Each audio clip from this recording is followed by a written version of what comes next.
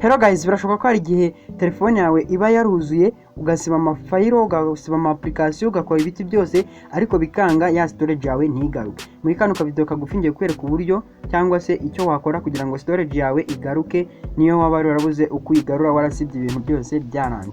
Twihuse cyane uraza muri Play Store yawe cyangwa se App Store bitewe naho ukura ama application. Usacinga application yitwa File Manager. File Manager nk'uku nguku, nurangiza usacinge. Numara gusacinga rero application zije, dore nguku uko File Manager iraza imeze uku nguku. Urabona ngabwe nyifitemo icyo ngiye gukora, ngiye kuyopeninga nifungure hanyuma turebe icyo ukoreramo iyo umaje kuyidownloadinga. Ubwo weho urayidownloadinga bishyire kuri telefone yawe, uzuyifungure utegereze ino application ya File Manager itiza igasoma ibintu byose biri kuri telefone yawe.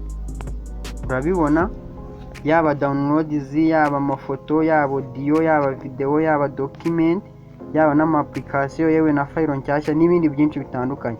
Icyo weho ukora, uraza hano kuri main storage. Kuri main storage winjiremo,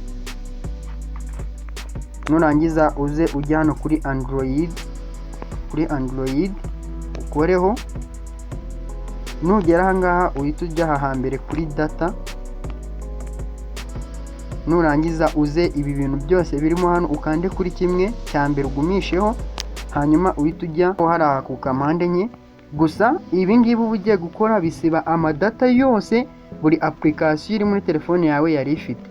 Urugero wenda iyo hari application udashaka gusiba data zayo, uraza ukayisimbuka, wenda ukagihitamo izo ushaka, ugenda uhitamo izo ushaka. Ariko akenshi kuri telefone z'abantu benshi usanga application ifite umwanya munini ari YouTube niyo akenshi bifite umwanya munini. Ubwo weho wenda niba wemeje ko byose ubisiba, urahita uza ukanda aha ngaha hejuru kuri aka kantu, ugakandeho byose ubiselectinge, hanyuma uhita uza ujya kuri delete aha ngaha ukore kuri delete. Aha ngaha barahita bakarikira ingano y'ibintu ugiye gusiba. Ngira ngo uri kubibona aka gataburo baduhaye, ngira ngo muri kukabona aka gataburo baduhaye. Hanyuma iyo ujya kuri permanent delete ugakoraho ukavivura, ukahita uza kuri OK, icyo gihe ugiye kubisiba burundu. Hanyuma iyo aka kantu utakavivura ukajya kuri OK, aha ngaha ugakora OK, bihita bijya muri recycle bin. Ubwo niba wenda ukeka yuko nyuma ushobora kuza kwisubira ukabigarura, urakora kuri OK selecting hariya kuri permanent delete, cyangwa se niba wamaramaje byose ugiye kubisiba, urahita uza hano kuri permanent delete uhavivure, hanyuma nurangiza uhita uzana hano kuri OK ukande OK. Storage yawe iri buhite yiyongera ubibona. Urabona nk'aha ngaha twebwe aha ngaha tumaje gukoresha 83. Biriya bintu iyo tubisiba hari wite hasigaraho gakeya.